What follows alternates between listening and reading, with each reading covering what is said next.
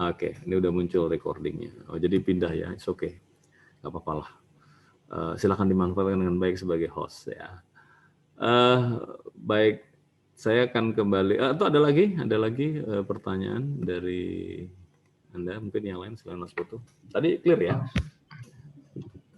Izin Pak memastikan. Berarti untuk yang kumulatif juga di 8/12 itu kan Pak ya?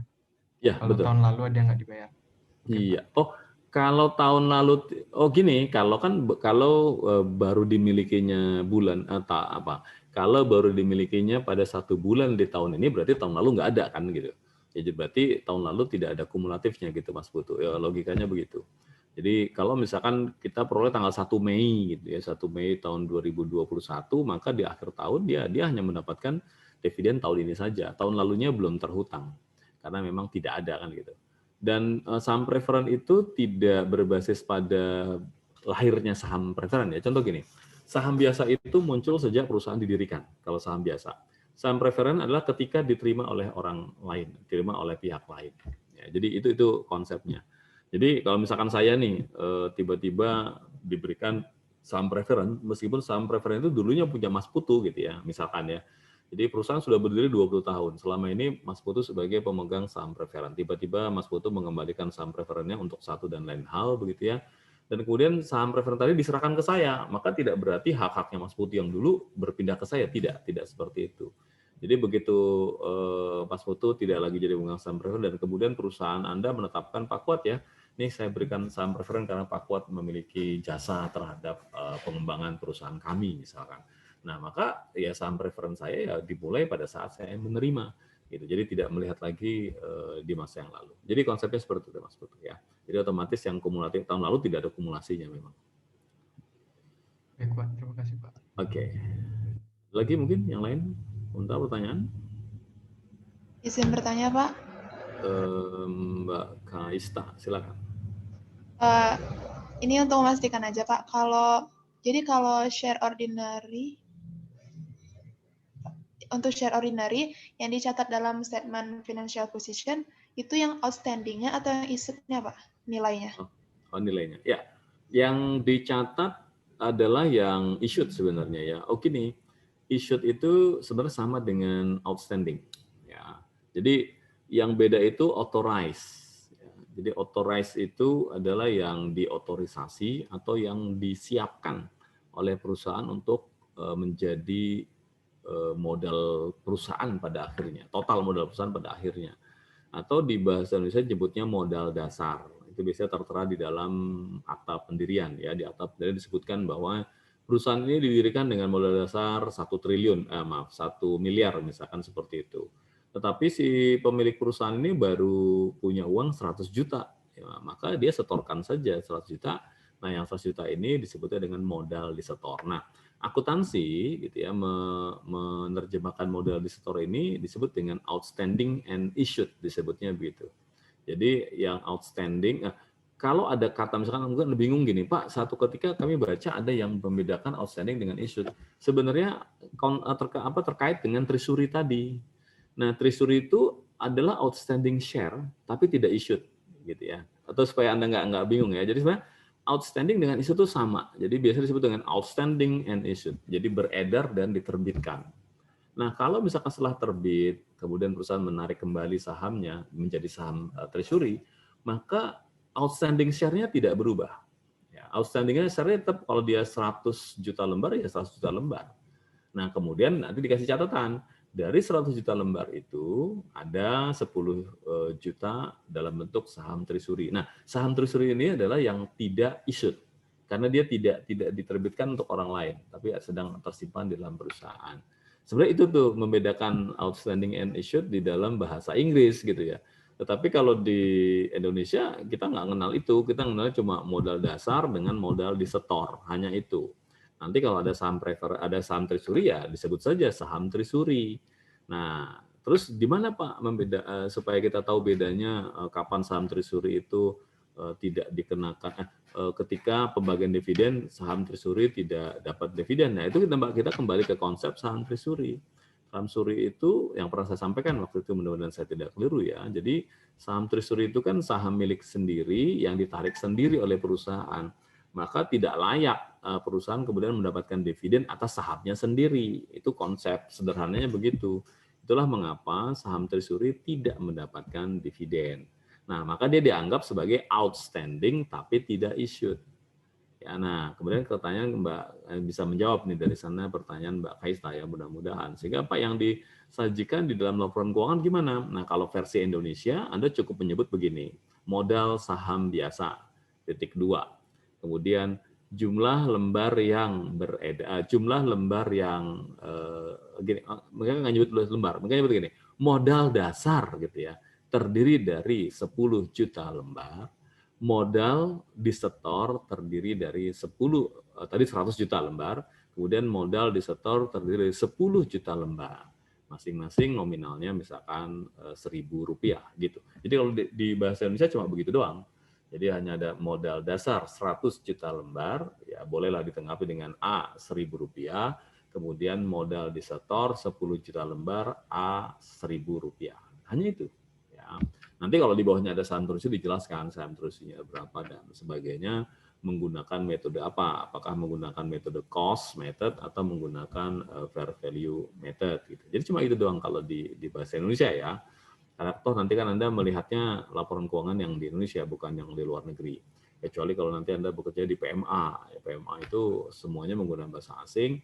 Kemudian juga banyak laporan-laporan keuangan yang terafiliasi di negara lain ya harus Anda pelajari. Nah, kalau misalkan yang bahasanya gimana? Ya seperti yang ada di bukunya Kieso gitu ya. Jadi ada authorized, kemudian ada outstanding tadi ya, ada issued. Tapi biasanya outstanding dan issued nanti bisa Anda cek, dia biasanya pakai kata N, ya, pakai tanda kata dan. Jadi outstanding and issued. Kadang-kadang nanti kalau Anda lihat lagi, kadang-kadang nggak ada tuh kata issued, cuma outstanding saja. Authorized sekian, outstanding sekian. Atau kadang-kadang malah authorized sekian, issued sekian. Nggak ada kata-kata outstanding. Gitu. Maksud saya, supaya jangan Anda bingung ya dengan kata outstanding dan issued. Nah, konsepnya yang harus Anda ingat baik-baik gitu mengenai saham tadi. Itu jawaban saya, Mbak Kaista. Jadi untuk nilainya itu dari outstanding ya, Pak? Ya, jadi kalau nilainya pakai yang outstanding, betul. Ya, karena untuk mengetahui berapakah jumlah saham, bahasa Indonesia kan kalau di bahasa Indonesia kan tuh outstanding itu saham beredar ya. Jadi berapakah jumlah saham yang beredar, maka ya berapa jumlah yang tadi outstanding dikalikan dengan lembar nominalnya. Termasuk di dalamnya adalah treasury di sana. Nah, itulah maka kemudian nanti treasury mengurangi outstanding nilai outstanding share tadi. Begitu. Baik, Pak. Terima kasih, ya, Pak. Sama-sama.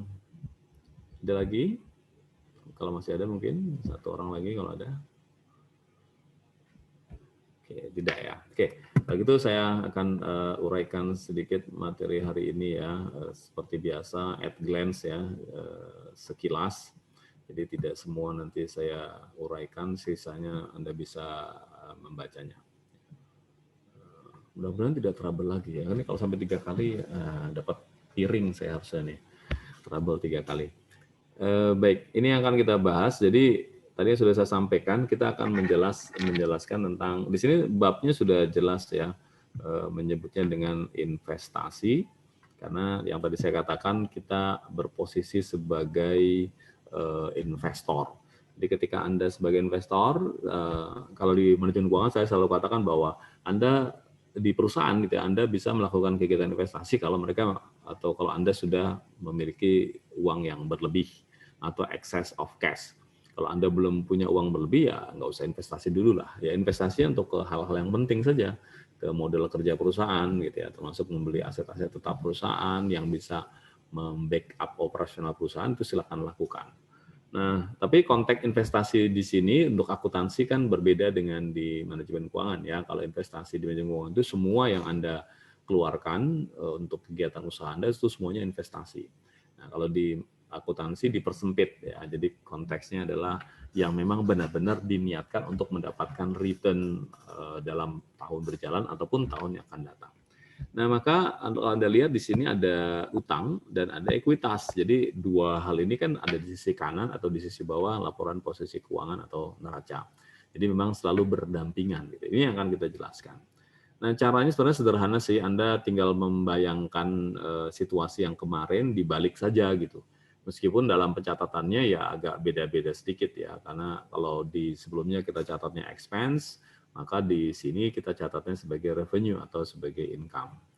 Jadi ada dua jenis aset finansial. Nah, akuntansi menyebutnya ini ya, aset finansial. Kalau ada aset finansial berarti ada, sorry, ini saya takut ke klik ini ada di apa? Saya close dulu gambar Anda zoom-nya. Nah, kalau ada aset finansial, lawan aset adalah liabilitas. Kalau dalam konteks tertentu ya, liabilities finansial. Ini sudah dipelajari di AKM 1 mestinya. Jadi ada aset finansial, maka ada hutang finansial atau liabilities finansial. Nah, aset finansial itu adalah aset-aset yang terkait dengan kegiatan keuangan perusahaan, baik jangka pendek maupun jangka panjang. Dan di IFRS ini sebenarnya istilah aset finansial itu diperkenalkan dulu ya, nyebutnya aset-aset saja gitu ya. Ada dua jenis aset finansial yaitu debt investment dan kemudian equity investment. Tujuannya biasanya atau motivasinya biasanya ini untuk mendapatkan imbal hasil atau saya biasanya nyebutnya dengan imbalan yang harapannya semua investor berharap ya dapat imbalan yang tinggi gitu. Tapi nanti Anda akan belajar di dalam manajemen keuangan kalau Anda ingin mendapatkan return karena imbalan di sini adalah return, maka Anda juga pasti harus mempertimbangkan risikonya, risknya. Karena risk and return, saya biasanya selalu menganalogikan risk and return itu seperti dua sisi mata uang yang tidak bisa dipisahkan. Jadi Anda ingin dapat return, ya Anda harus pikirkan risikonya. Kalau Anda ingin bermain risiko, ya Anda harus pikirkan juga return-nya. Jadi jangan sampai Anda cuma mikir risiko tapi nggak mikir return, atau sebaliknya mikir return tapi risikonya diabaikan. Nah, umumnya investor biasanya lihatnya return dulu. Gitu ya. Contoh kan kalau Anda punya uang gitu ya, Anda pengen investasi apa ya yang kira-kira menghasilkan imbalan sebesar sekian. Jadi Anda mikirnya cuma return dulu biasanya gitu. Nah, padahal di balik return itu ada risiko. Apa saja risikonya? Ya itu nanti dipelajari di manajemen keuangan ya. Maka di sini tidak salah ketika akuntansi menyebutnya menghasilkan tingkat imbalan atau imbal hasil yang tinggi karena semua investor berharap mendapatkan return yang tinggi. Kemudian untuk mengamankan kegiatan tertentu, ini untuk jaga-jaga sebenarnya, untuk precautionary itu jaga-jaga kegiatan tertentu atau pengaturan keuangan dengan perusahaan lain. Ini kalau ada hubungan tertentu ya, pengaturan keuangan dengan perusahaan lain ini biasanya hubungan tertentu. Nanti ini akan dijelaskan di AKL. Di AKL itu ada hubungan khusus ya, hubungan istimewa antara perusahaan. Nah, sebenarnya ada perusahaan afiliasi namanya, dari sini ada di akuntansi keuangan dibahas tentang afiliasi, tapi kita akan bahas sampai sejauh itu. Itu ya, jadi banyak lagi motivasi-motivasi lainnya ya ketika perusahaan berinvestasi, termasuk menjaga relasi. Jadi misalkan Anda punya teman yang juga punya perusahaan, kemudian dia mengatakan, bro, gue mau nerbitin saham nih, gitu ya, mau IPO, National Public Offering. Lo beli ya saham gue ya, misalkan gitu ya, karena ya perusahaan tadi adalah pemilik perusahaan tadi adalah sahabat baik Anda, maka ya kadang-kadang Anda harus juga menjaga hubungan tadi dengan oke deh gue beli deh, misalkan begitu ya. Jadi banyak motivasi di balik pelaksanaan investasi. Kemudian di akuntansi, nah kembali nih, kalau akuntansi kan bicaranya ini sebenarnya ya, pengklasifikasian itu dalam rangka untuk memetakan pengukurannya. Pengukuran itu dalam bahasa Inggrisnya kan measurement. Measurement. Nah, ini salah satu hal yang perlu dipikirkan akuntansi itu gitu. Di samping melakukan penilaian, pengakuan ya, karena akuntansi bicaranya itu pengakuan, kapan perlu diakui. Nah, ini tergantung klasifikasinya. Kemudian bagaimana diukur? Ya, diukur dengan nilai berapa? Apakah nilai buku, apakah nilai pasar dan sebagainya, kira-kira begitu, atau nilai lainnya, nilai pengganti ya, namanya replacement cost dan seterusnya. Atau kalau di bonds kemarin ada carrying value gitu. Itu sebenarnya itu bicara tentang pengukuran. Jadi setelah kapan diakui, bagaimana diukur, nah nanti bagaimana diungkapkan. Ada valuation ya, penilaian, tapi biasanya langsung ke pengungkapan. Bagaimana mengungkapkan aset-aset atau item-item tersebut. Itu konsep dasar akuntansi. Nah, jadi ketika ingin melakukan klarifikasi dan dampaknya nanti pengukuran, ada 2 kriteria yang bisa dilakukan perusahaan. Jadi pertama, apa model bisnis perusahaan dalam mengelola aset finansialnya? Apakah memang diniatkan untuk disimpan saja, ataukah disimpan untuk dijual, ataukah memang untuk diperdagangkan gitu. Kemudian yang kedua, bagaimana atau apa karakteristik dari arus kas kontraktual dari investasi finansial. Nah, arus kas kontraktual ini istilah yang dipakai di manajemen keuangan. Ya, nanti ketika Anda belajar tentang cash flow, di sana ada namanya contractual cash flow. Kemudian ikhtisar klasifikasi dan penggunaan investasinya ini. Ya, jadi untuk hutang, ya, ini ada klasifikasinya ya atau accounting kriterianya. Itu ada meet business model, itu kalau held for collection. Jadi memang dia punya model bisnis untuk mengkoleksi, mengumpulkan atau menyimpan beberapa investasi dan juga mendapatkan cash flow kontraktual. Jadi cash flow kontraktual itu maksudnya arus kas yang sesuai dengan kontrak. Seperti kalau perusahaan beli bonds, ya beli bonds itu kan jelas ya kontraknya bahwa bonds ini memiliki jangka waktu sekian tahun, kemudian memberikan bunga tahunan sebesar sekian. Itu namanya kontraktual cash flow.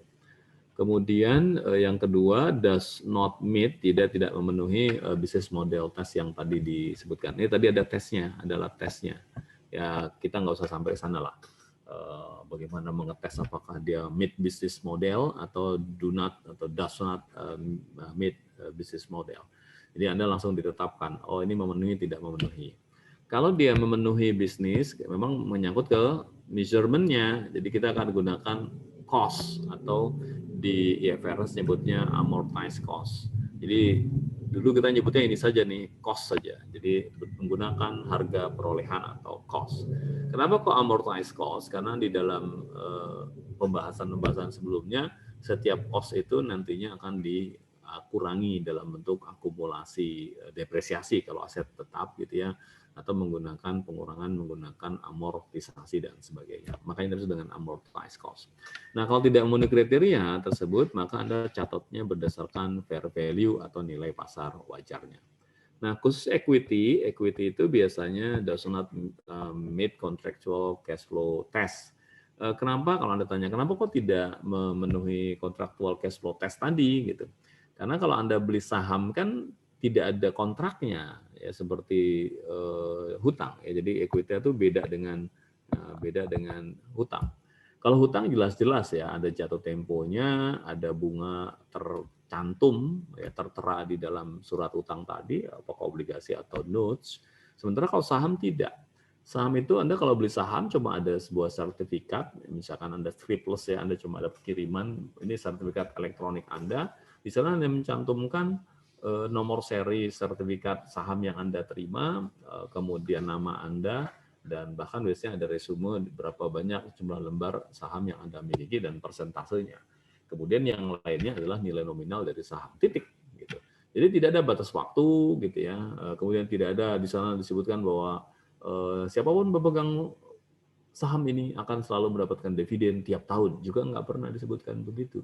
Nah, itulah berarti untuk saham makanya disebut tidak does not meet contractual cash flow test. Itu maksudnya. Nah, kalau tidak memiliki maka sama seperti di atas gunakan fair value. Sehingga setiap investasi dalam bentuk saham nanti dicatatnya berdasarkan nilai pasar wajarnya. Persoalannya adalah di sini nanti Pak, kalau kita nggak punya harga pasar wajarnya gimana? Karena perusahaannya memang tidak mendaftarkan sahamnya di Bursa Efek Indonesia. Nah, nanti ada treatment, ada perlakuan berdasarkan teori-teori di dalam akuntansi. Di sini dikasih tanda bintang ya. For some equity investment for which the investor exercise some control over the investee, use the equity method. Jadi nanti ada metode lain, gitu. Ada metode lain namanya equity method. Kita bahas nanti ya. Itu kemudian mengenal lebih dekat.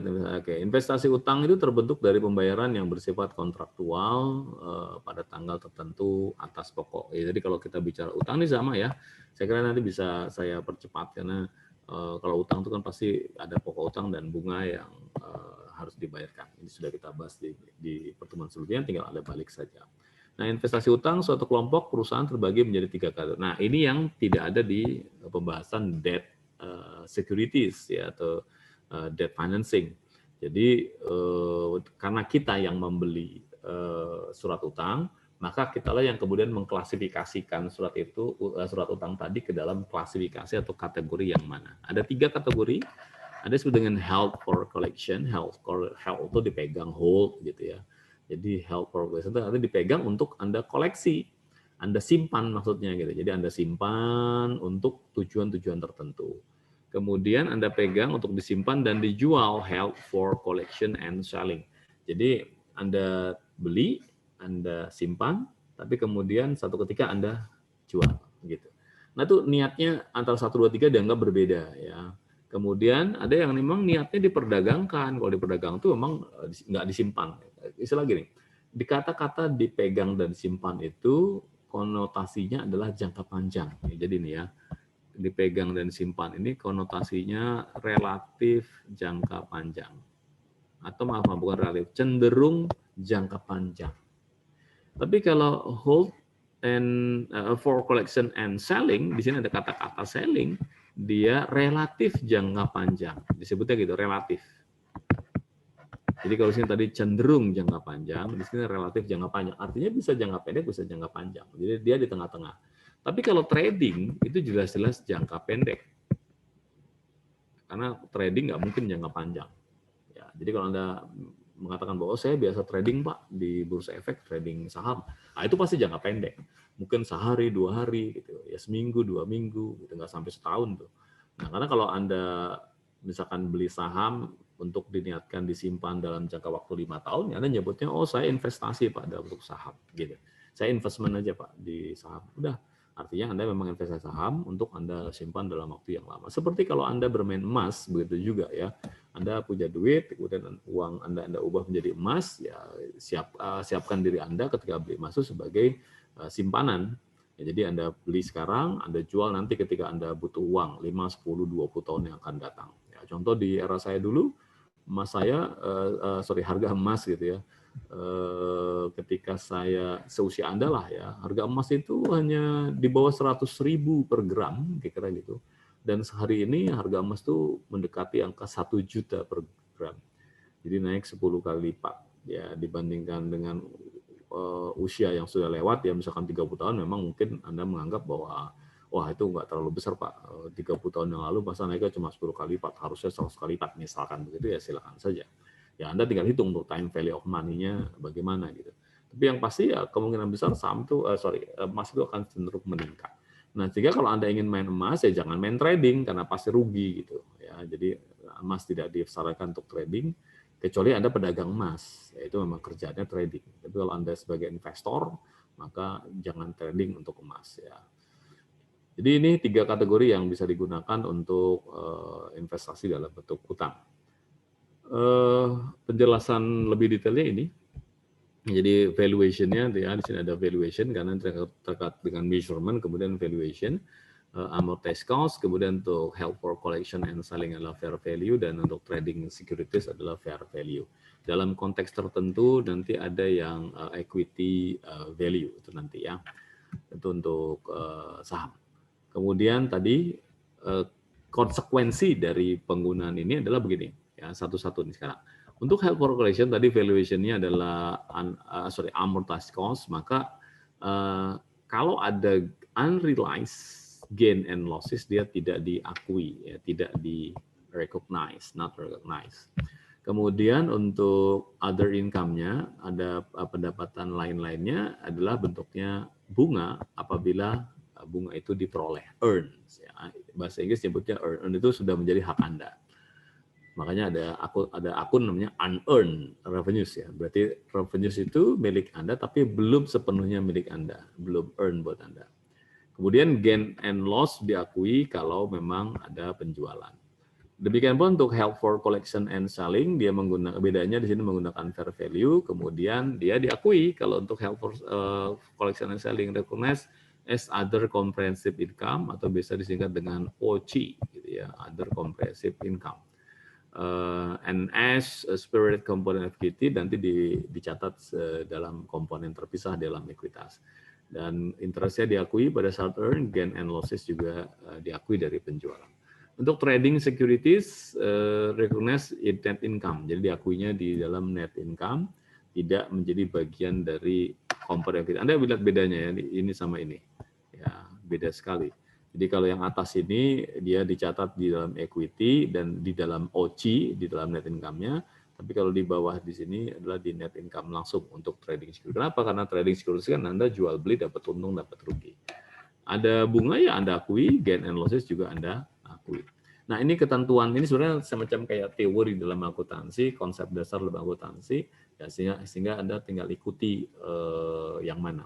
Jadi PR-nya itu biasanya menentukan ini ya, ada transaksi, pembelian investasi, masuk yang mana.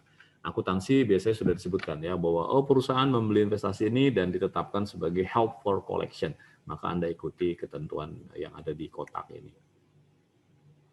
Contoh misalkan pada tanggal 1 Januari 2019, Robinson membeli 100.000 obligasi 8% ya, milik Evermaster, dengan harga diskon. Ini sudah kita bahas di sebelumnya, ada harga diskon, ada harga premium. Dan membayar dengan harga di bawah 100 saja kalau diskon, yaitu 92.278. Obligasi jatuh temponya 1 Januari 2024, berarti kalau Anda lihat dari 2011-2004, berarti dia 5 tahun. Ya. Kemudian imbal hasilnya atau returnnya 10% atau bunganya ya, terutang setiap 1 Juli dan 1 Januari. Nah ini hati-hati dengan 1 Januari ini, karena di tanggal 31 Desember tahun sebelumnya, Anda harus mengakui adanya pencatatan, ada adjustment. Ya, seperti itu. Robinson mencatat investasi ini pada tanggal 1 Januari 2019 dengan mendebit debt investment cash. Ya. Kalau di sana kan dulu Anda menerima cash, cashnya debit, kalau bond, kreditnya bonds, payable gitu ya. Nah, sekarang dibalik. Catat dengan akun debt investment, kemudian Anda kredit cash sebesar uang yang Anda bayarkan.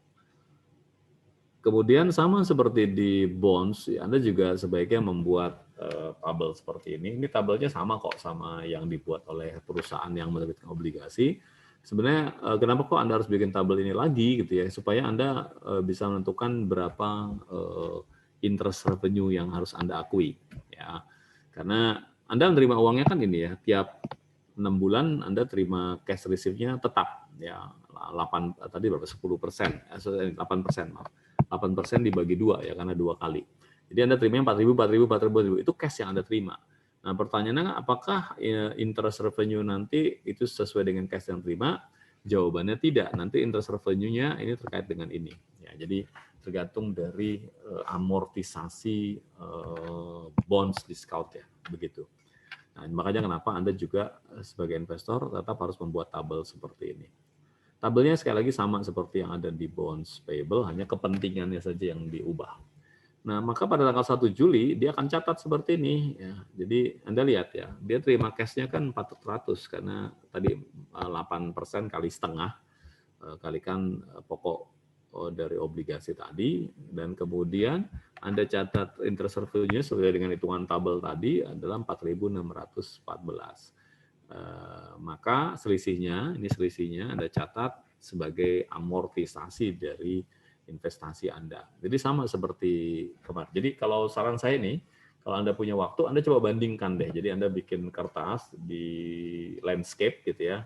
Kemudian Anda belah 2, ya, sebelah kiri adalah bonds payable, sebelah kanan adalah bond investment, misalkan begitu. Anda lihat jurnalnya deh. Kalau Anda sebagai pihak yang mengeluarkan obligasi atau debitur, jurnalnya begini. Kalau Anda sebagai investor begini, supaya Anda tahu bedanya. Itu selalu sama itu, ya sama, cuma kas-nya di sini debit, di sini kasnya kredit, gitu ya. Kemudian di sini payable, di sini investment, cuma itu. Tapi ada baiknya begitu. Kenapa saya sampaikan begitu? Dulu waktu saya kuliah begitu. Jadi saya ambil kertas folio, saya bikin landscape, kemudian saya belah, saya bandingkan. Oh begini ya.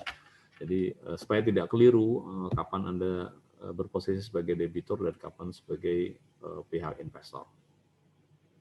Kemudian Robinson menggunakan basis tahun kalender, ia mengakui accrual bunga tadi yang saya katakan ya, karena bunga berikutnya dibayar 1 Januari, maka 31 Desember sebelumnya, 1 hari sebelumnya harus dilakukan adjustment ya untuk mencatat accrual bunga atau bunga accrualnya. Interest receivable, kemudian debt investment, dan interest revenue. Jadi Anda sudah mengakui revenue di sini, meskipun Anda belum terima duitnya, masih dalam bentuk receivables. Nanti pada tanggal 1 Januari baru Anda debit cash, kreditnya interest receivables. Ya. Itu kemudian di pelaporan, jadi kalau Anda lihat ya, mencatat investasi obligasi pada nilai amortisasi, Anda lihat ada 2 laporan yang terkait, yaitu Statement of Financial Position dan Income Statement. Nah, di Statement of Financial Position masuk di sini di long term investment, ya, atau bisa juga di current asset khusus untuk interest receivables yang accrued tadi. Dan kemudian di income statement masuk di other income. Jadi sini ada other income and expense. Ya, Anda cek lagi di AKM 1 tentang struktur dari income statement, karena di AKM 1 di awal-awal itu Anda dibahas, dikupas tentang bagaimana struktur laporan posisi keuangan, bagaimana struktur income statement, bagaimana struktur cash flow, dan sebagainya. Di sana strukturnya sudah dibagi-bagi. Ya. Kemudian ini sama ya, juga kayak tadi ya. Jadi Anda tinggal cek saja kalau Anda sudah punya tabelnya, oh posisi saya di sini nih. Kenapa? Asumsikan bahwa investasi Robinson tersebut dilakukan pada tanggal 1 November 2021 dengan kurs 99.3/4 ditambah dengan bunga accrual. Maka kalau Anda punya tabel, ini beda dengan soal tadi gitu ya. Tadi kalau dirubah gitu, bagaimana kalau Anda terimanya membeli investasinya dilakukan di 1 November, ya Anda tinggal lihat tabel tadi, maka Anda bisa mencatat seperti ini. Jadi Anda juga catat adanya interest revenue. Ya. Detailnya ada di e-book yang tadi ya. Tadi itu cuma sekilas potongan. Ini kalau misalkan berubah begini loh, ya lebih detailnya di buku. Kemudian perhitungan keuntungan pada penjualan obligasi. Bagaimana kalau Anda menjual obligasi tersebut? Ya, di sebelum jatuh tempo tentu saja. Anda ya akan akui adanya keuntungan atau kerugian atas penjualan obligasi. Sama juga ya dengan kalau Anda sebagai debitur, Anda menarik obligasi Anda sebelum tanggal jatuh tempo, maka Anda juga akan mengakui adanya keuntungan kerugian. Jadi dua pihak ini saling seimbang ya, jadi fair mereka. Nah, misalkan gini, ada obligasi dijual dengan harga ini eksklusif accrued expense, artinya accrued interest yang ada tuh nggak dihitung sama dia, gitu sudah dikeluarkan, nilainya 99.750. Kemudian di amortized cost atau nilai bukunya ya, nilai dulu disebut dengan nilai bukunya atau book value. Ya, sorry, dulu nyebutnya ini book value. Cuma dianggap kurang pas ya karena nggak nilai buku, nyebutnya amortized cost ya, ikuti saja. Nah, kemudian dikurangi dengan diskon yang terkait, maka nilainya adalah 96.193. Maka ada selisih. Ya, selisih ini kalau lebih ya berarti untung, ya kalau selisih kurang berarti Anda rugi. Jadi gain on atau loss on-nya tergantung apakah Anda terima duit lebih besar atau lebih rendah. Dan jurnalnya Anda catat ini ya, Anda terima duit ya lebih besar kira-kira daripada nilai investasinya. Ya. Ini termasuk interest revenue dan debt instrument ya, atau investment ya maaf. Nah, maka selisihnya Anda catat sebagai gain. Ya. Ini. Itu konsep sederhana di dalam membuat jurnal. Ya. Sekali lagi akun-akunnya Anda pelajari saja, toh Anda open book, Anda tidak harus menghafal nama akunnya. Nah, kemudian bagaimana kalau bentuknya adalah Head for Collection and Selling, ya HFCS ini nih singkatannya, jadi HFCS. Maka kalau investasinya bentuknya HFCS atau Held for Collection and Selling mengikuti jurnal akuntansi yang sama pada investasi Held for Collection, ya selama periode pelaporan. Cuma bedanya adalah tidak menggunakan biaya amortisasi, tetapi menggunakan fair value, ya. Jadi oleh karena itu rasa dicatat pada biaya transaksi, tapi nanti lebih banyak menggunakan fair value sesuai dengan ketentuan. Ya. Namun demikian pada setiap tanggal pelaporan perusahaan melakukan ini, ya penyesuaian amortisasi cost-nya menjadi fair value. Jadi bedanya di sini. Ya. Tetap gunakan amortisasi cost, hitungannya sama maksudnya seperti tadi, tapi dalam kondisi tertentu Anda mengecek fair value-nya berapa. Maksudnya apa? Fair value itu Anda lihatnya pada akhir tahun, pada saat Anda akan membuat laporan tahunan. Anda harus mengecek berapakah fair value investasi ini. Kalau yang tadi, ya HFC saja, Held for Collection, Anda nggak perlu lihat.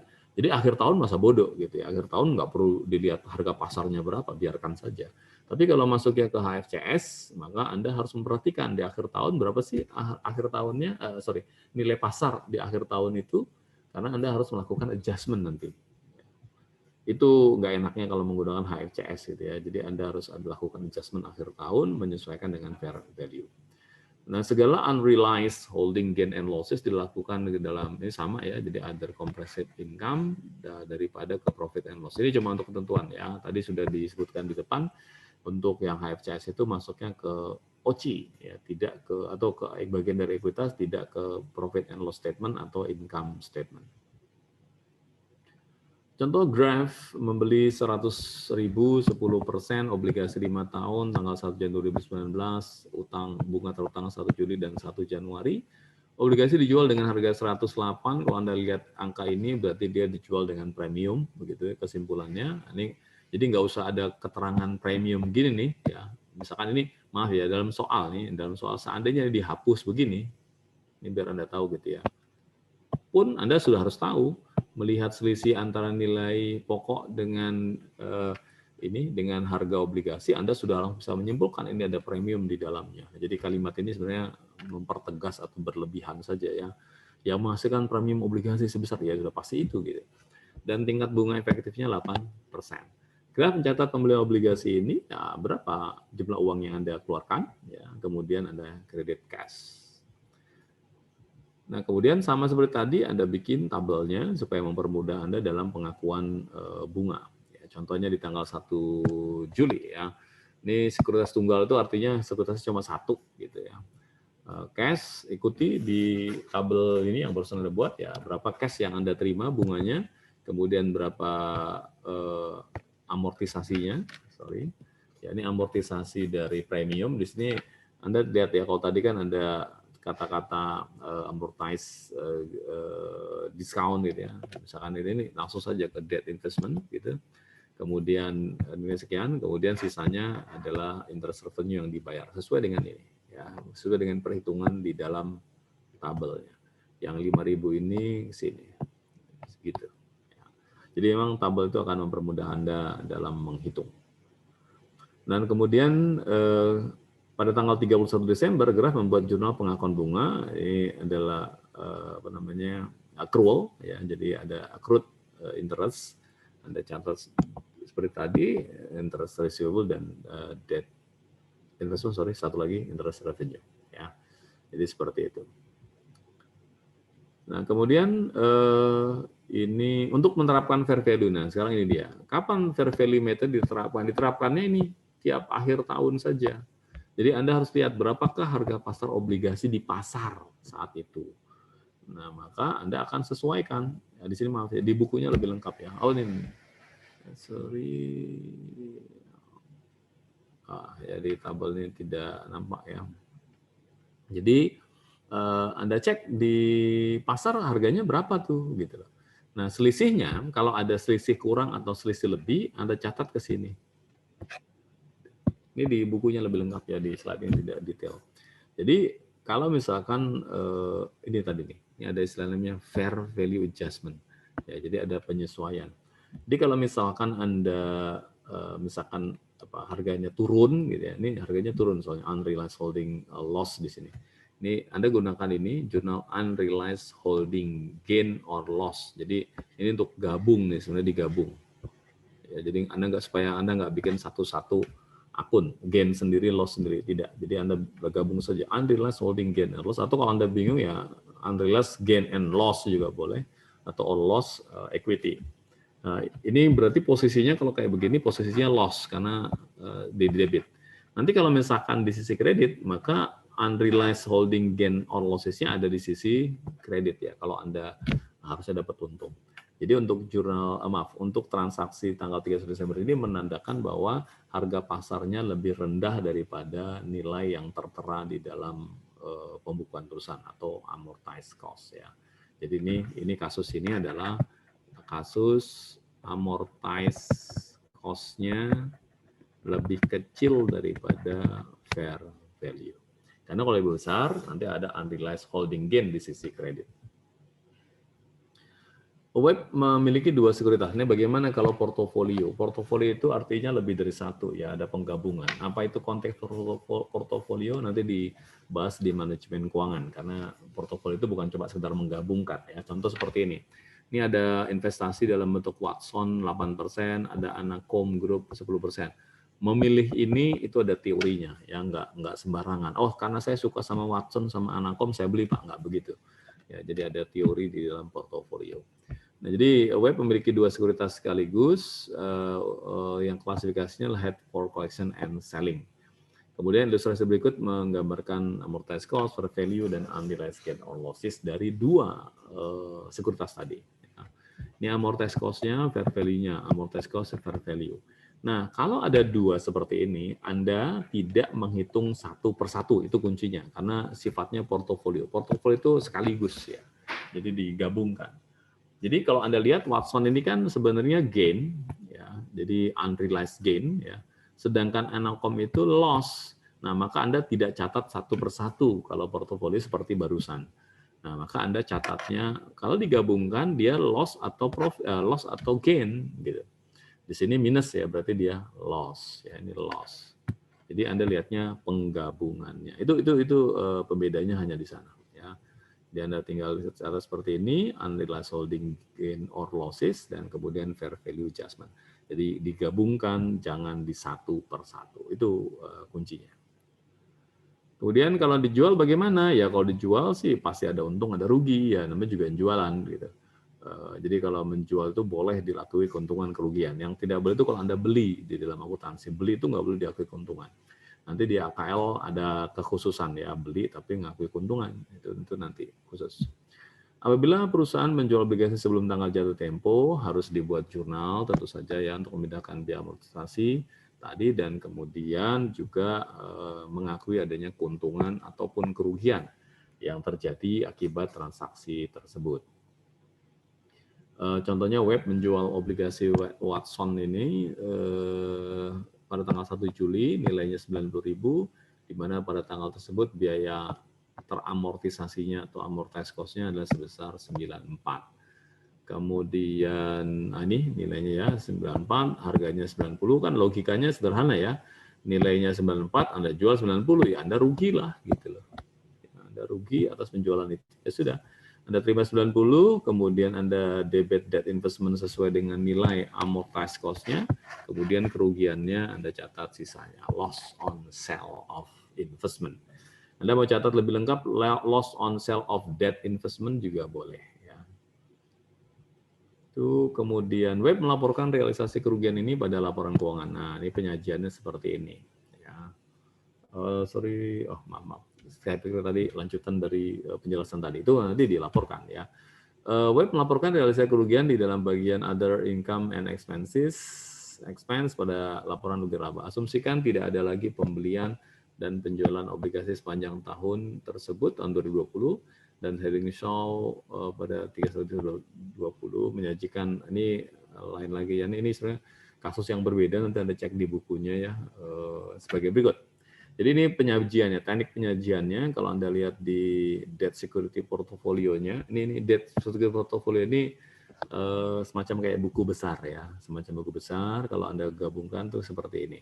Jadi ada Anacom Group, tadi kan ada Watson, ya, Watson tadi sudah terjual, ya, Watson sudah terjual, berarti Anda sisanya tinggal yang Anacom. Kemudian tadi ini total portofolionya, dia 200, amortized-nya, fair value sekian, kemudian unrealized-nya sekian. Nah, kemudian ini tadi, karena tadi bentuknya portofolio, tadi ada previous fair value adjustment balance. Jadi pada saat kita menjual Watson itu ada kerugian sebesar 9 sekian. Ya, maka fair value-nya, sebentar. Ini 95 rugi, ini kenapa? Sebentar. Tadi untung apa rugi, ya? Agak aneh nih. Ini harus rugi, ya. Oh, sorry, ini nggak nyambung sama ini, ya. Ini 4.000 soalnya. Di sini, oh, ini yang sebelumnya. Maaf. Ini nyambung sama yang lalu nih, ya. Bukan yang barusan, ya. Ini 9.000 soalnya, 9.000 sekian. Oh, ini diasumsikan, ya. Previous fair value adjustment kredit. Nah, kalau kredit ini untung, ya. Ini ada untung, ada keterangan kredit nih. Nggak, sorry, saya tadi masih terkooptasi dengan yang barusan itu, yang file barusan. Kenapa barusan kan tadi rugi gitu. Kenapa kok di sini tiba-tiba untung? Ini contoh yang berbeda berarti ya. Karena ini kalau ada kata kredit berarti dia gain. Kalau debit dia loss. Ya. Nah kalau dia untung, ini kan rugi. Ini untung ya berarti kerugiannya berkurang. Jadi tinggal hanya 4.000. Nanti dicek di e-booknya ya, karena e-book tuh lebih lengkap daripada PowerPoint ini. Bagi Anda yang tadi bingung, kok begini? Ya, tadi sudah saya jelaskan kan rekamannya, bisa Anda ulang lagi, Anda cek di e-booknya. Kemudian web mencatat hal ini di 31 Desember pada portofolionya, ya, laporan portofolionya dengan kondisi seperti ini tadi, ya, dan jurnalnya adalah ini. Ya, jadi ambil yang ini saja. Ya, jadi bukan individual. Jadi sekali lagi ya, kalau portofolio tidak individual. Nah, penyajian di laporan keuangannya, di laporan posisi keuangan seperti ini, income statement seperti ini. Jadi Anda bisa lihat di kolom investasi, current asset, dan ekuitasnya. Di ekuitas nanti ada namanya accumulated other comprehensive gain or losses, ya, atau disebutnya dengan OC, other comprehensive income sebenarnya. Ya, kalau OC-nya itu ada di ini, OC-nya itu ada di income statement, tapi accumulated OC itu adanya di equity, itu di ekuitas ya, di setelah saham-saham itu. Kemudian untuk income statement ada di other income and expense, ya, ada interest revenue, ada loss on sale of investment. Itu penyajiannya. Nah, kemudian bagaimana untuk yang trading? Ya, kalau trading itu ya berjual belikan pasti menggunakan fair value. Ya, ini pasti menggunakan fair value kalau trading. Karena nggak mungkin menggunakan amortized cost, namanya juga trading. Nah, dengan mengakui adanya unrealized holding gains and losses dan nanti dilaporkan sebagai bagian dari laba bersih, tidak ke OC. Ya. Holding gain or losses adalah selisih bersih dan seterusnya. Ya, nanti bisa Anda baca. Tadi itu sudah dijelaskan. Nah, contoh. Asumsikan bahwa pada tanggal 31 Desember 2019, Western Publishing menerapkan portofolio sekuritas. Nah, kalau portofolio berarti digabungkan ya. Seperti yang terlihat di bawah ini, pada tanggal perolehan, Western mencatat sekuritas trading sebesar biaya perolehan pada debt investment-nya. Penilaian pertama dari portofolio yang baru saja dibeli sebagai berikut. Ya, ada berapa nih? 3 ya. Ada Burlington Northern, ada GM Corporation, dan ada Time Warner. Ya, masing-masing bond semua nih dengan suku bunga yang berbeda-beda. Kemudian di sini ada kondisi amortized cost-nya dan ada fair value-nya. Sehingga Anda dapatkan di sini gain, loss, gain. Totalnya gain gitu ya. Ingat untuk portofolio Anda lihat totalnya. Kemudian di sebelumnya review value-nya belum ada ya, karena ini masih baru gitu ya, masih belum ada, sehingga fair value-nya fair value adjustment-nya adalah minus 375. Dan ini dipertahankan ya terus, jadi minus, jadi angka 375 bisa merah, ini artinya negatif kan, ya, bisa biru positif gitu, jadi bisa merah, bisa biru, bisa merah, bisa biru, karena dia adalah trading. Ya, jurnalnya ini fair value adjustment sama seperti tadi, sebenarnya ini nggak jauh berbeda, bedanya mungkin kalimat ini saja nih, ya. Di sini menggunakan fair value adjustment, ya, jadi tidak ke debt investment misalkan gitu ya, jadi dia menggunakan langsung fair value-nya. Karena memang penyesuaian atas fair value. Unrealized holding gain or loss income. Ya, jadi kalau tadi kan equity ya, di sini pakai income, tidak ke equity. Perusahaan memiliki ini itu apa namanya dari trading tadi. Perbedaannya dengan yang sebelumnya. Nah, perusahaan memiliki opsi untuk melaporkan sebagian besar aset finansial pada nilai wajar. Ini opsi ya. Jadi boleh pakai nilai wajar atau boleh tadi menggunakan amortized cost dan fair value. Seluruh keuntungan dan kerugian terkait dengan perubahan nilai wajar dilaporkan di dalam laba rugi. Kemudian Anda bisa menerapkan instrument by instrument basis. Instrument by instrument itu artinya individu, satu per satu instrumen begitu. Pada umumnya tersedia hanya pada saat pertama kali perusahaan membeli aset finansial dan terjadi liabilitas finansial. Ini keterangan ya.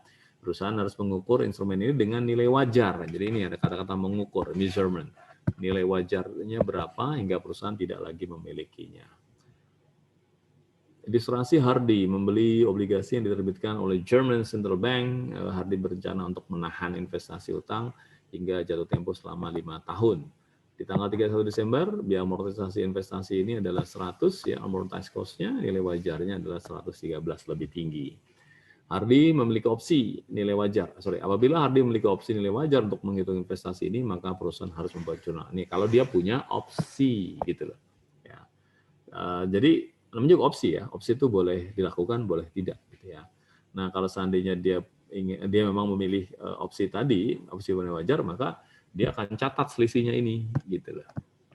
Tapi kalau dia tidak menggunakan nilai wajar, gimana Pak? Saya menggunakan amortized cost, ya tidak perlu dicatat. Ya. Karena kalau menggunakan amortized cost itu Anda mengabaikan fair value. Kecuali tadi ya, kalau untuk yang held for collection and selling, ketentuannya Anda cek fair value-nya.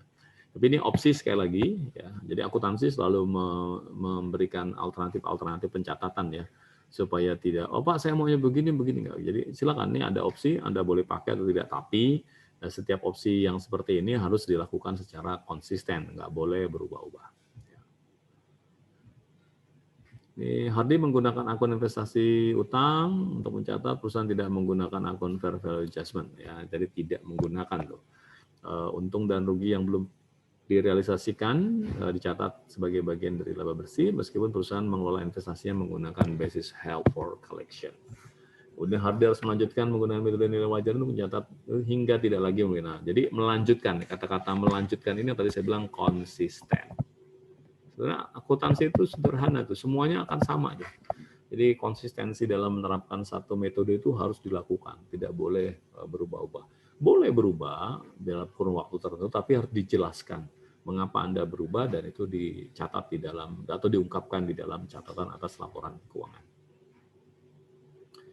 Investasi ekuitas menunjukkan kepemilikan seperti saham. Nah, ini sekarang ekuitas ya, kita pindah ke saham. Jadi menunjukkan kepemilikan saham biasa preference sudah kita bahas, ada stock warrant option right itu sudah kita bahas ya, tidak perlu kita ungkap lagi. Kemudian harga perolehannya berdasarkan harga beli atau kalau ada komisi broker gitu ya, Anda catat sebagai expense. Ini juga sebenarnya ada di pembahasan di sebelumnya. Persentase kepemilikan suatu perusahaan, investor terhadap saham biasa perusahaan lain, investee adalah perusahaan yang kita beli sahamnya, pada umumnya menentukan perolehan akuntansi atas nilai tersebut setelah tanggal perolehannya. Ingat ya, ini sekarang kita bicara saham. Nah, di saham itu ada persentase ini. Ini Anda ingat baik-baik ini, karena materi ini nanti akan dibahas di AKL ya. Di semester depan, insya Allah kalau Anda bisa lanjut ke semester berikutnya, Anda akan dapat materi akuntansi keuangan lanjutan. Saya ngajar di sana, saya dosko di sana, siapa tahu ketemu saya lagi gitu. Kita bahas tentang AKL. Nah, Anda ingat baik-baik persentase ini, karena di AKL itu saya selalu bilang ya, ada satu chapter yang tidak kita kupas, jadi saya cut gitu. Kenapa? Karena saya tahu sudah dibahas di AKM 2, jadi saya nggak membahas detail lagi di sana. Bahkan chapter itu saya tidak masukkan ke dalam RPS, kita langsung loncat dengan asumsi Anda sudah memahami ini. Jadi ingat baik-baik ini. Jadi ada 0%, 20, 50, 100. Kalau Anda tanya, Pak dari mana angka ini? Ini adalah praktek yang lazim. Ya, jadi bisa saja satu negara mengubah persentase ini, boleh gitu. Tapi praktek yang lazim seperti ini. Jadi begini maksudnya, kalau Anda beli saham perusahaan lain, itu kan berarti Anda memiliki kepentingan di perusahaan itu, gitu ya, disebut dengan kepemilikan. Ini tadi ya, Anda punya kepentingan atau punya kepemilikan di perusahaan itu. Nah, kalau kepemilikan Anda di rentang yang pertama 10-20%, maka disebutnya little, cuma sedikit. Ya. Kalau nol, none, ya, nggak ada sama sekali. Nah, ketentuannya kalau Anda hanya kecil gitu ya, ya Anda pakai metodenya fair value. Jadi sebenarnya nanti kalau di AKL menyebutnya cost garis miring fair value method. Ya. Meskipun yang dipakai adalah fair value, sebenarnya ada cost-nya. Ya. Seperti apa nanti di AKL ya kita bahas.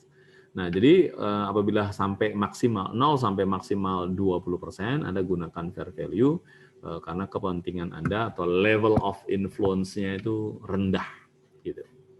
Nah, kemudian kalau Anda berada di sisi yang kedua, ini tadi pertama ya, kemudian yang kedua, Anda berada di level 20 sampai 50%, maka Anda memiliki signifikansi, ini level of influence-nya, tingkat pengaruh Anda itu cukup signifikan. Ya, Anda menggunakan equity methods ya. Nah, ini yang penting Anda ketahui nih bedanya fair value dengan equity method, karena ini nanti akan dipakai di AKL. Dan AKL nanti lebih banyak pakai yang ini ya. AKL akan banyak menggunakan equity method, bahkan lebih dari separuh materi di AKL itu menggunakan equity method. Nah, kemudian yang ketiga, bagaimana nih? Yang ketiga itu adalah kalau Anda memiliki kepentingan di atas 50%. Artinya, Kalau di atas 50% tuh Anda punya pengendalian, ini kontrol. Ya, Anda punya pengendalian dan Anda dipandang sebagai pemegang saham mayoritas. Ya, meskipun nanti konsep pengendalian ini ada kriterianya ya. PSAK itu sudah membuat kriteria kontrol tuh kayak apa. Nah, itu kita abaikan dulu saat ini. Jadi 50 sampai 100 dianggap Anda memiliki pengendalian, kontrol, sehingga laporan keuangannya nanti harus dikonsolidasikan ya, consolidation. Ini penjelasan lebih detailnya ya. Jadi untuk misalkan trading, holding less than 20%, jadi kurang dari 20%, Anda bisa menggunakan pola trading. Trading itu kalau diperjualbelikan, Anda gunakan fair value, kemudian recognize net income-nya. Nah, kalau ada dividen, ya dividen diterima lah gitu ya. Kemudian bagaimana kalau Anda non-trading options? Ya tetap di bawah 20, Anda tetap menggunakan metode fair value. Kemudian recognize-nya ini, ya ini dalam pengungkapannya masuk ke other comprehensive income as a spirit component of equity. Jadi kalau Anda kalau dikaitkan dengan teori sebelumnya, non trading option itu apa? Non trading option itu tadi yang held for collection dan held for collection and selling. Kemudian kalau dividen ya Anda terima. Kemudian bagaimana kalau Anda 20 sampai 50 Anda gunakan equity method, tidak diakui gain or losses. Kemudian ada proporsi yang harus Anda hitung. Nah, kalau Anda di atas 50%, Anda akan membuat laporan keuangan konsolidasi. Jadi laporan keuangannya, financial statement nanti akan dikonsolidasikan. Nah, ini yang akan dibahas di AKL. Bagaimana menyusun laporan keuangan konsolidasian. Kemudian not recognized, not applicable ya. Jadi tidak ada hubungannya sama income. Kenapa? Ya nanti di AKL tuh dibahas penuh ya. Kemudian kalau kurang dari 20% menurut IFRS tadi investasi ekuitas seperti ini diberlakukan sebagai held for trading ya tadi ya, diakui sebagai held of trading, berarti Anda pasti pakai fair value. Aturan umum dan pelaporan akuntansinya sama seperti yang sudah dibahas sebelumnya, seperti di obligasi tadi ya, sebenarnya sama. Di saham, di obligasi ya, di saham tadi di slide awal maksud saya. Investasi dinilai dengan nilai wajar, mencatat unrealized gain and losses dalam laporan laba rugi.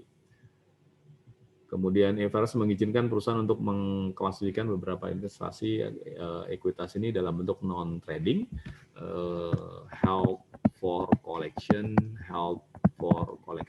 and selling. Ya. Kemudian aturan umumnya ya dipakai seperti aturan umum yang dibahas di HFC dan HFCS.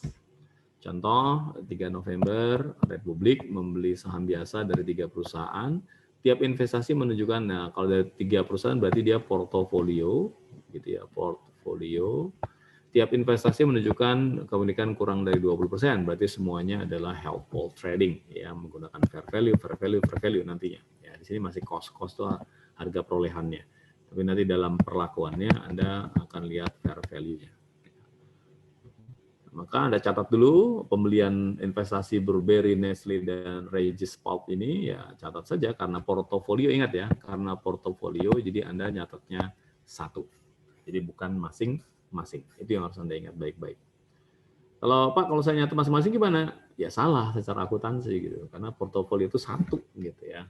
Jadi nggak boleh catat sendiri-sendiri. Nanti ada laporan portofolio namanya kayak buku besar saya bilang tadi ya. Jadi detailnya ada di buku besar portofolio tadi, tapi di dalam pencatatan akunnya hanya cukup satu saja. Di 6 Desember 2019, Republik menerima dividen tunai sebesar 4.200 pada atas saham Nestle. Ya. Untuk dividen ingat ya, perusahaan itu nggak sama tuh. Ada yang RUPS-nya di pertengahan tahun, ada RUPS-nya di bulan atau triwulan ketiga, ada triwulan keempat tuh nggak sama. Jadi jangan berpikiran bahwa Pak, kok Nestle doang yang bayar dividen, yang lain gimana? Ya nanti, ya karena setiap perusahaan punya kebijakan yang tidak sama. Ya. Jadi pada saat ada dividen, ya catat saja berapa cash yang Anda terima dari dividen tadi dan Anda Anda kredit dividen revenue. Nah, ini bedanya ya, kalau Anda sebagai investor, Anda boleh nyebut dividen revenue. Tapi kalau Anda sebagai debitur, Anda nggak boleh nyebutnya dividen expense. Ya. Kan lawannya revenue atau income itu expense. Ya. Jadi nggak begitu. Jadi dividen saja tanpa ada kata expense. Kemudian ya Pak, portofolio ini ininya apa namanya pelaporannya ya. Jadi di ya apa namanya? Tadi kayak buku besarnya ya. Detailnya itu seperti ini. Jadi equity investment portfolio terdiri dari 3 jenis ini. Carrying value-nya, nah Anda lihat ya, namanya carrying value atau tadi amortized cost sebenarnya ya. Kemudian ada fair value-nya, kemudian ada loss and gain yang unrealized. Kemudian Anda totalkan, jadi yang selling carry ini yang Anda perhatikan karena ini yang akan Anda catat. Ya, jadi bukan 1 per 1. Ya, jadi Anda catat yang 35, 550, mencatat dengan unrealized holding gain and or losses.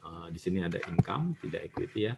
Kemudian fair value adjustment, sama seperti yang sebelumnya.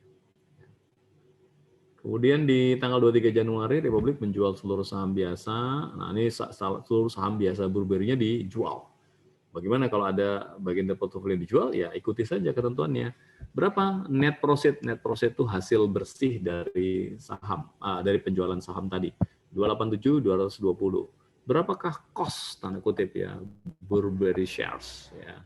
Cost-nya berapa? 259.700. Ya, maka ada gain karena net proceed-nya lebih tinggi daripada cost Burberry. Anda catat cash, equity investment, dan gain on sale of investment.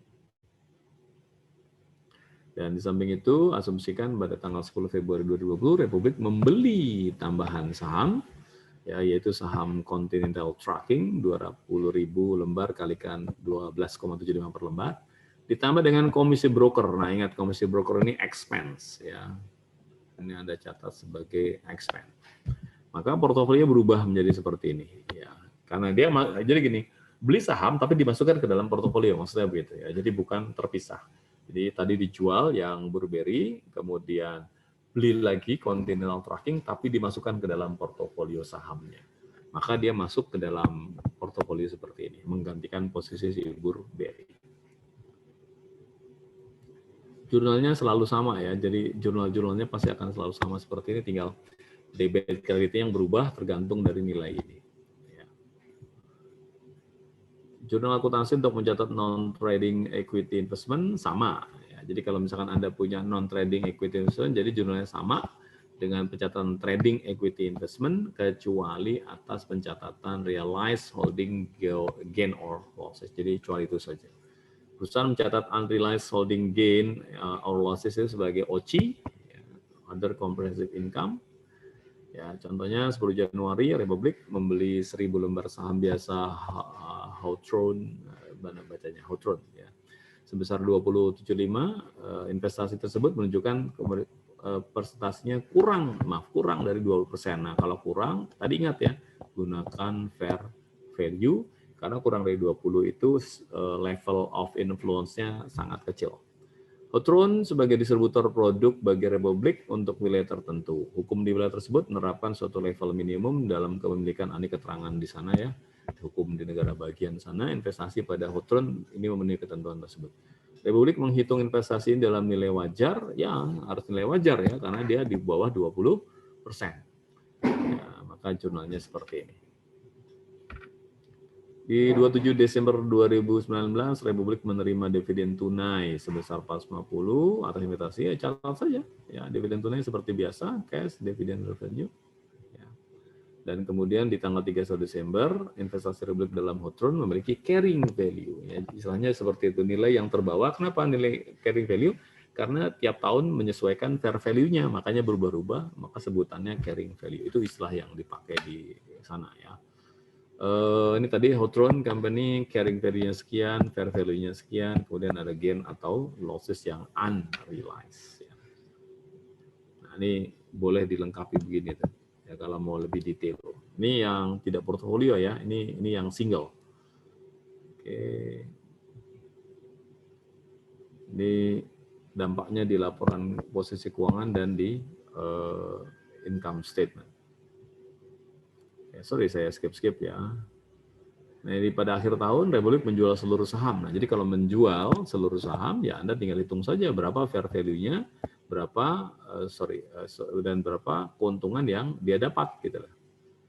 Menerima tunai bersih 22.500. Jadi di sini berarti apa? Untung ya. Fair value-nya 20 kemudian fair value. Oh, sorry. Ya, jadi 22.500 ini nah Anda lihat ini nih di sini ya. Jadi ada perbedaan fair value. Ya, fair value 20 Desember 31 Desember 2019 dengan 20 Desember 2020. Jadi setelah setahun ternyata fair value-nya berbeda. Ya, ini ya fair value berbeda, maka sebenarnya Anda punya unrealized holding loss dulu, ada loss sekian ya. Nah, nanti terima tunainya 22.500 nih, maaf salah garisnya ya. 2.500 nanti kita perhitungkan cash-nya. Jadi unrealized Anda catat dulu seperti ini, unrealized holding gain and losses-nya, equity investment-nya, baru Anda catat penerimaan uang tunai Anda tadi tuh. Nah, 22.500 ya, ini tadi. Ini catat sini. Ya, baru Anda akui itu yang unrealized holding-nya maaf, tidak ya. Maaf. Ya, ini ya. Oh ya, sudah diakui di sini, maaf ya, yang 1.500-nya ini. Sebenarnya gini, jurnal ini tadi saya kelupaan. Jadi gini, jurnal ini kan tanggalnya sama ya, 20 Desember. Bisa digabung dengan ini. Jadi jurnalnya sekaligus. Kenapa kok nggak ada lagi? Ya, jadi sebenarnya digabung dengan ini. Jadi dua jurnal yang berbeda pada tanggal yang sama. Yang pertama adalah mengakui adanya unrealized holding loss-nya tadi, baru kemudian Anda akui berapa uang yang Anda terima. Itu maksudnya. Jadi sorry karena slide-nya di dua slide, sebenarnya itu jurnal yang dibuat sekaligus. Itu saya kira materi kita. Jadi saya cut di sini ya. Jadi sisanya itu nanti akan diberikan di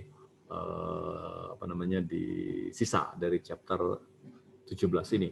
Jadi masuk ke pertemuan berikutnya setelah Anda liburan Lebaran, sebelum Anda melaksanakan UTS.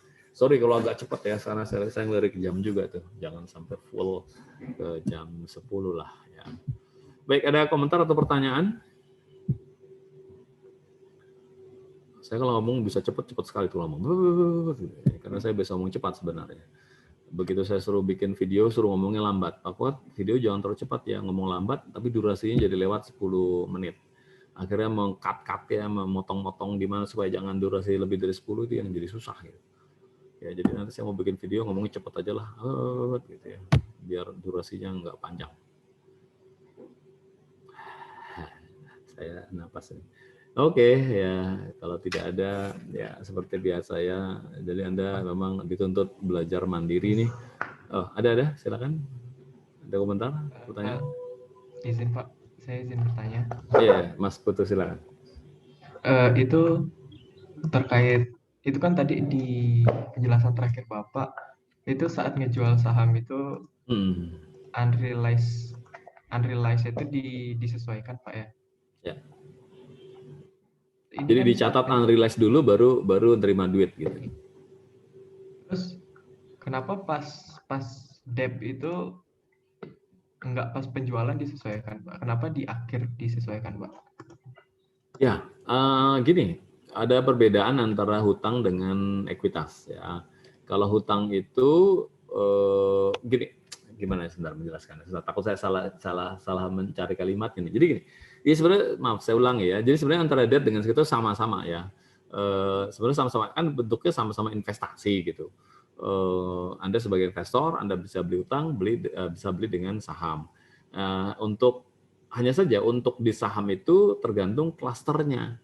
Dia ada klaster di mana? Apakah klasternya masuk ke dalam holding tadi, misalnya holding for collections saja gitu, atau holding for collection and selling dan kemudian atau trading securities. Kalau bonds itu cenderung dia jangka panjang, gitu ya. Kalau debts itu cenderung jangka panjang. Jarang perusahaan melakukan trading di bonds. Jarang Anda melakukan trading di notes misalkan. Ya bukan berarti tidak ada ya. Jadi Anda kalau sudah mahir nih, jadi pakar lah investasi di pasar modal, Anda bisa beli portofolio dalam bentuk bonds, dalam bentuk saham, itu bisa. Sangat memungkinkan malah ya. Nah hanya tadi umumnya untuk bonds itu mereka pikir-pikir gitu. Bonds itu kan lebih secure sebenarnya dibandingkan saham. Dalam artian begini, kalau bonds itu Anda punya kepastian dibayar dividen, bunganya. Sementara kalau saham kan dividen tidak pasti gitu. Tetapi nanti di bonds pun juga ada levelingnya, ada kredit ratingnya. Ada yang AAA berarti dia secure tapi returnnya kecil. Tapi ada yang D gitu ya, itu biasanya D doang, nggak DDD gitu ya. D itu biasanya returnnya besar tapi risikonya juga besar gitu. Jadi itu perbedaan antara bond dan saham. Nah di bonds itu sendiri bentuknya tadi mendapatkan interest gitu ya dengan harga jual. Tapi sekali lagi jarang orang melakukan trading di bonds. Yang paling banyak dilakukan kalau ingin melakukan trading itu paling banyak saham. Saham itu cepat fluktuasinya. Bonds itu lambat gitu. Bukan berarti nggak boleh gitu ya. Anda melakukan, Pak, saya mau trading di bond, boleh. Tapi kalau Anda lihat di bursa gitu, ini ada gampangnya ada 2 layar ya. Satu layar bond, satu layar saham. Bonds itu lambat dia pelan gitu, naik pelan, turun pelan, naik pelan, turun pelan gitu ya. Iya, ada yang cepat tapi relatif rata-rata pelan. Tapi kalau saham dia begini. Ya, saham tuh begini, orang yang main saham tuh deg-degan gitu, kayak jantung Anda tuh cepet gitu. Jadi itulah mengapa bonds dan saham itu berbeda. Di samping secara hakikat memang berbeda. Nah, kemudian tadi kalau tanya bagaimana kok beda dari kata tersebut, sebenarnya nggak beda sih, sama ya. Jadi prinsipnya begini, kalau pada saat penjualan, maka Anda harus catat berapa harga jualnya, cash yang Anda terima, dibandingkan dengan nilai yang dilekatkan ke dalam investasi itu. Saya nyebutnya nilai dilekatkan ya. Karena nanti ada amortized cost, ada carrying value, ada fair value kan gitu. Ya meskipun di buku tadi lebih cenderung menggunakan kata carrying value. Jadi berapa jumlah uang yang Anda terima dari penjualan obligasi misalkan, dan berapa nilai carrying value dari obligasi saat itu. Nah, maka selisihnya itulah yang akan diakui sebagai keuntungan kerugian. Jadi prinsipnya sama. Nah, dengan saham yang tadi di slide terakhir juga begitu. Berapa uang yang Anda terima dari penjualan dan berapa carrying value, saya sebut ya, carrying value dari saham tadi, maka selisihnya akan diakui sebagai keuntungan atau kerugian dari obligasi tersebut ya. Itu perbedaannya. Nah, terus gini, kalau di sana tadi ada kata unrealized loss dengan realized loss, kadang-kadang realized loss tidak disebut dengan realized, tapi langsung loss atau gain gitu. Itu bedanya adalah kalau untuk unrealized gain atau unrealized loss itu kalau saham atau obligasinya tidak dijual. Jadi Anda catat karena ada selisih harga pasar saja sebagai adjustment. Tapi kalau realize, sekali lagi realize kadang-kadang nggak ditulis ya, tapi Anda langsung mengakui loss atau gain begitu, maka itu hanya dilakukan pada saat penjualan saja. Nanti dibandingkan ya Mas Putu ya, coba Anda bandingkan antara bonds dengan saham, sebenarnya sama kok. Nah, kalaupun nanti terlihat beda, nama jurnalnya saja ya, nama jurnalnya. Meskipun nama jurnal boleh dipilih sama kok gitu ya. Seperti yang saya ungkapkan selama ini, jurnal itu relatif ya.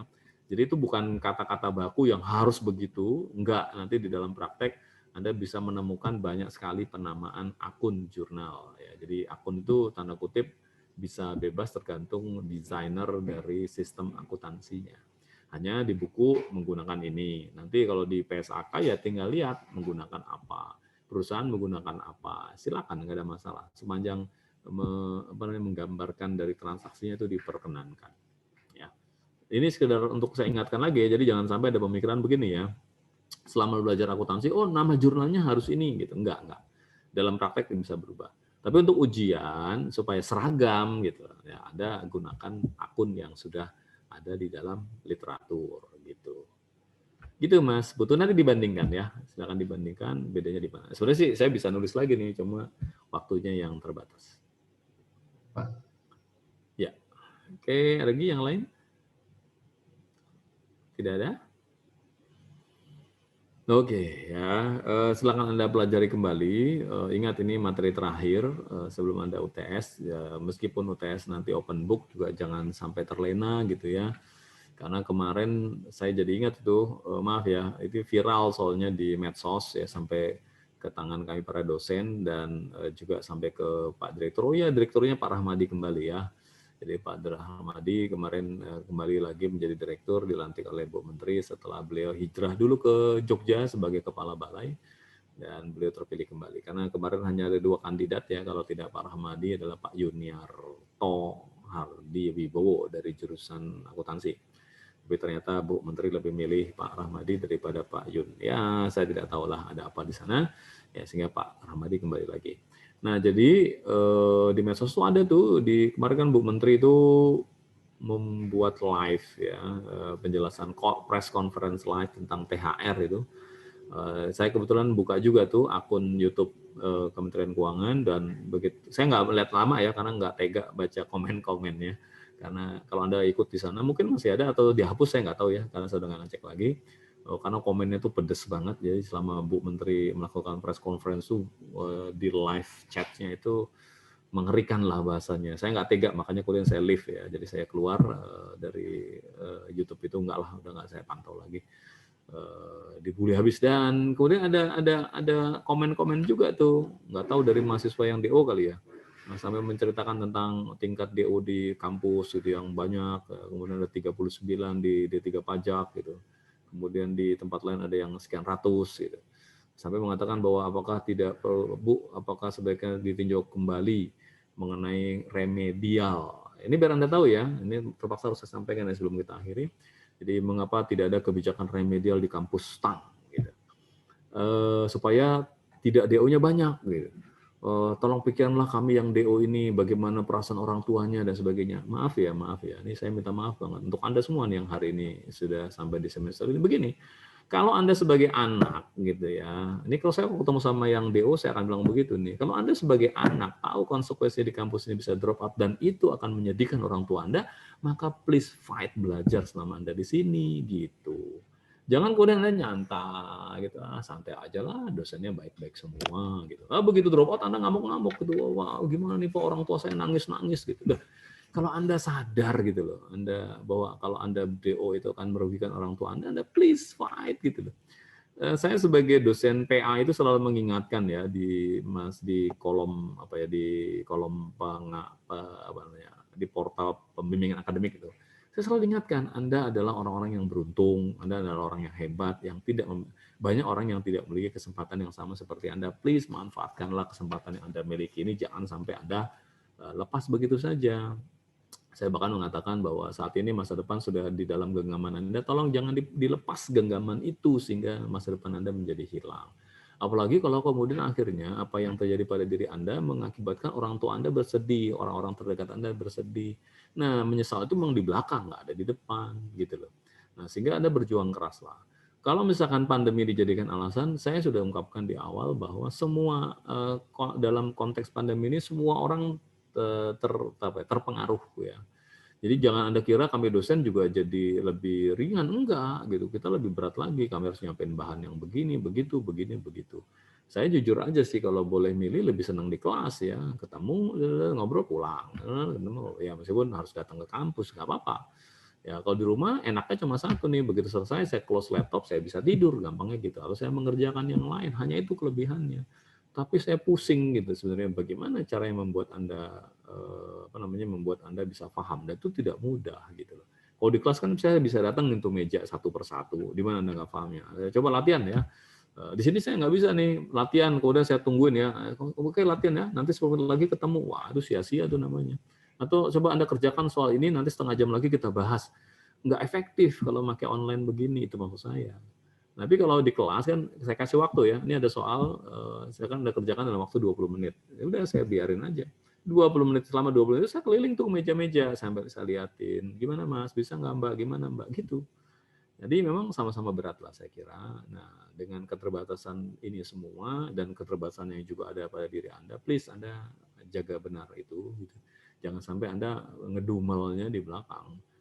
Baru kemudian ngamuk-ngamuk gitu sama kampus, ngamuk-ngamuk sama dosen, nggak ada gunanya gitu loh. Nasi sudah jadi bubur, nggak bisa balik lagi jadi nasi, apalagi mau jadi beras, nggak mungkin ya. Nah jadi please ya, supaya di kelas saya ini, terutama di kelas ini khususnya, tidak ada yang fail masuk ke semester-semester berikutnya, ya Anda jaga benar. Anda nggak paham, tanya dosennya, tanya temennya, jangan malu, jangan mengurung diri gitu, introvert ya bahasa lain, tapi introvert tuh nggak begitu juga gitu loh. Jadi Anda open mind lah, ya dibuka pikiran Anda bisa saling share, dan tolong please nih PIC ketua kelas khususnya di sini Anda jaga benar tuh teman-teman Anda. Jangan sampai ada teman Anda yang tidak ngerti, Anda biarkan saja. Kalau di kelas saya selalu ngomong begitu ya, di kelas offline itu tolong nih ketua kelas Anda punya kewajiban memantau semua anggota kelasnya. Yang nggak bisa belajar, yang nggak paham, tolong jadi paham. Anda temani yang bisa, tolong ajari. Yang nilainya tinggi, tolong ajari yang nilai rendah. Kan saya umumin semua tuh nilai. Yang rendah, tolong Anda belajar sama yang nilai tinggi. Kalau dia malu langsung ketemu saya, belajar saya, tolong Anda belajar sama yang nilai tinggi. Yang nilai tinggi, tolong jangan jangan pelit dengan ilmunya. Semakin Anda sering mengajarkan temannya, Anda semakin ingat tuh, Anda semakin hebat dan nggak akan pernah berkurang kok ilmu Anda karena Anda berbagi dengan teman Anda. Ya, itu pesan saya, ya. Nah, terus remedial terakhir nih. Remedial itu nggak pernah ada di kampus ini sejak STAN berdiri nih, biar Anda tahu. Itulah kekhasan STAN. Sampai hari ini dan menurut saya itu yang harus dipertahankan. Di kampus lain saya juga ngajar di kampus lain ya beberapa tahun yang lalu, di sana ada remedial, bahkan remedial sampai 2 kali Anda bayangkan. Anda ujian nih UTS UAS nilai gagal. Kemudian dikasih remedial. Nggak gagal lagi, dikasih remedial kedua. Saya bilang sama kampusnya, kalau pakai begini mah saya nggak usah pakai remedial lagi, udah saya lulusin aja deh, nggak usah ujian lah, saya bilang begitu. Makanya saya kemudian mundur dari kampus itu gitu loh. Kenapa? Karena si kampus seolah memaksa meluluskan mahasiswanya gitu. Dan saya bilang lah ini bukan proses belajar. Akhirnya saya mundur dari kampus itu. Kenapa? Karena ada remedial tadi sampai 2 kali. Nggak usah. Akhirnya kalau saya bilang begini, oke saya ngajar lagi di kampus Anda ya. Tidak usah ada UTS, tidak usah ada UAS. Jadi saya langsung datang aja di kampus sebelah gini di pertama-tama. Oke, selamat datang kampus ini. Anda nggak usah uji, Anda nggak usah belajar benar. Anda bahkan nggak ada ujiannya. Anda ujian 0 pun nggak apa, akan saya luluskan. Selesai, gitu loh. Ya, jadi aneh gitu. Nah, remedial itu biar Anda tahu sejak kampus STAN berdiri tahun 75 tidak ada remedial dan itu merupakan peninggalan dari direktur yang pertama, almarhum Pak Sembiring namanya. Dan itu dipertahankan oleh direktur-direktur berikutnya sampai dengan hari ini. Dan kemudian itu tertuang di dalam peraturan. Jadi kalau Anda nggak tahu, itu tertuang dalam peraturan kepala BPPK gitu ya, tentang peraturan, saya lupa ya, tentang akademik lah, saya lupa ya nama peraturannya. Tapi intinya memang tidak adanya ujian ulangan atau remedial. Nah, ada istilah ujian susulan yang ada, bukan ulangan ya. Ulangan dengan susulan beda. Ujian susulan itu terjadi kalau Anda tidak bisa mengikuti ujian pada hari H, yang disebabkan dengan alasan-alasan yang dapat diterima. Contoh, maaf, Anda terhalang oleh musibah, maaf ya, ada orang tua, saudara dan sebagainya yang meninggal dunia, sakit keras dan sebagainya. Atau bagi yang diploma 3 ahli program atau diploma 4 ahli program yang mereka, maaf ya, mereka sudah menikah, kemudian sedang hamil gitu ya, khususnya perempuan karena mau melahirkan, boleh. Ya, kemudian Anda sakit gitu, Anda sakit berat dan sebagainya, diterangi dengan surat keterangan dokter dan sebagainya, Anda boleh. Namanya ujian susulan, bukan ujian ulangan.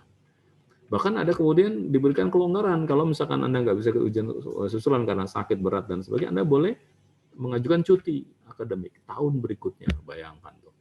Nah, jadi itu sudah ringan ya, dulu nggak ada tuh yang itu tuh. Jadi tapi remedial masih kita pertahankan untuk tidak dilakukan. Makanya maaf ya kalau ada PIC yang semester lalu di PKN 1, PKN 2 ada ketua kelas PIC yang ngomong, siapa ini ada yang ngulang, apakah ada remedial? Jawaban saya nggak ada. Istilah remedial itu tidak dikenal di kampus kita ya. Tolong juga nanti jangan ada setelah ujian UTS UAS ketemu apa namanya nilainya Anda khawatir rendah, kemudian Anda chatting ke saya bilang, Bapak apakah ada remedial? Jawabannya tidak ada pasti. Itu sudah saya lakukan sejak tahun 92 ya. Jadi hampir 30 tahun yang lalu saya mengajar ya tidak pernah ada saya memberikan remedial ya. Begitu ya, sorry ini pesan-pesan sponsor yang di akhir sebelum kita liburan. Jadi Anda tolong merenunglah dalam 2 minggu ke depan, meskipun liburnya baru hari Jumat nanti. Jadi Anda merenung begitu untuk memikirkan ada 2 semester yang harus Anda raih dan dari sana Anda bisa membahagiakan orang-orang terdekat Anda. Ya, saya kira itu. Sampai bertemu di pertemuan berikutnya. Selamat liburan saya sebutnya akhir tahun, liburan Lebaran ya. Dan tapi ingat setelah libur nanti 1 materi dan langsung ujian tengah semester. Siapkan dengan baik ya. Sampai bertemu kembali. Terima kasih banyak. Wassalamualaikum warahmatullahi wabarakatuh. Selamat pagi dan salam sejahtera untuk kita semua. Sampai ketemu lagi. Ya, terima kasih Pak. Terima kasih Pak. Pak izin Pak. Terima kasih Pak. Sorry. Oh ya, ini saya lagi mau lari ke portal nih sebelum tutup ya. Makanya Ya, saya makasih, sambil lihat. Oke, siap. Makasih.